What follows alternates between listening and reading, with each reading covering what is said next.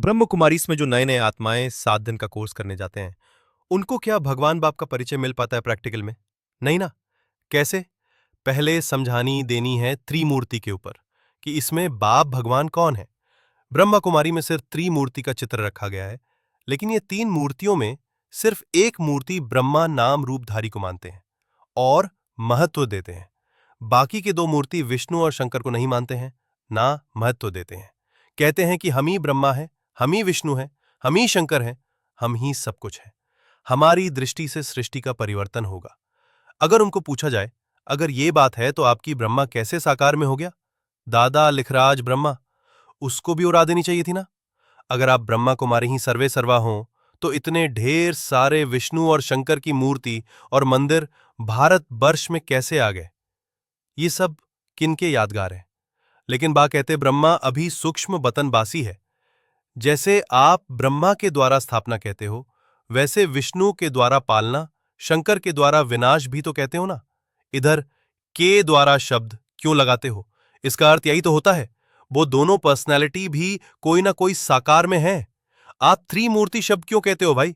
चित्र क्यों दिखाते हो भाई? मूर्ति का शब्द हटा देनी चाहिए थी ना।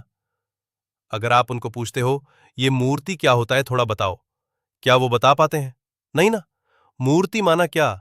मूर्ति माना साकार व्यक्तित्व या पर्सनैलिटी को कहते हैं ना। ब्रह्मा ही अगर सर्वे सर्वा होता तो उनकी मंदिर मूर्तियां यादगार आज भारत में मिलनी चाहिए थी। गायन पूजन यादगार होनी चाहिए थी, लेकिन उनकी पूजन क्यों नहीं होती है? सिर्फ आप ब्रह्म कुमारी संस्था के लोग ही पूछते रहते हो भगवान का, साकार माध्यम बताए करके।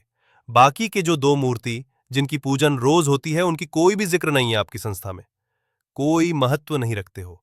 हमारे भारतीय परंपरा में तो कम से कम ये मान्यताएं हैं कि हम गुरु ब्रह्मा, गुरु विष्णु और गुरु देवो महेश्वर कहते हैं। 3 मूर्तियों को गुरु के रूप में मानते हैं। आपकी तरह नास्तिक तो हम नहीं हैं। उसमें भी गुरु साक्षात जो परम ब्रह्म रूपधारी गुरु है, उसको हम नमन करते हैं। लेकिन आप तो परम ब्रह्म रूपी पाठधारी गुरु को भी ना जानते हो ना मानते हो। अगर ब्रह्मा बाबा सूक्ष्म बतनबासी है, फिर तुम साकार में ब्रह्मा का संतान ब्रह्मर क्यों अपने आप को कहते हो? तुम्हें भी तो सूक्ष्म बतनबासी बननी चाहिए थी ना। लेकिन आप सब ब्रह्मा कुमार कुमारी साकार शरीर में क्या कर रहे हो? सूक्ष्म बतन माना क्या? मूल वतन माना क्या? स्थूल वतन माना क्या? इसी शरीर में ही 3 बतन होती हैं कि नहीं होती है? अभी अभी साकारी, आकारी और निराकारी जो स्टेज बताया जाता है शरीर के आधार पे ही तो सब होता है ना।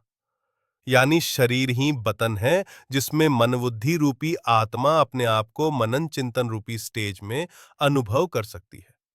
तो अभी बात यह आती है त्रिमूर्ति में प्रैक्टिकल में बाप भगवान कौन है, साकार सो निराकार कौन है? क्या वो निराकार बिंदु शिव ही है जो 5000 साल परमधाम में पड़ा रहता है? नहीं ना। वो साकार सो निराकार कौन है? परम ब्रह्म, जो साकार भी है तो निराकार भी है, और वो एक ही है, एक व्यापी स्वरूपी है। साकार और निराकार की एकाकार स्वरूप है।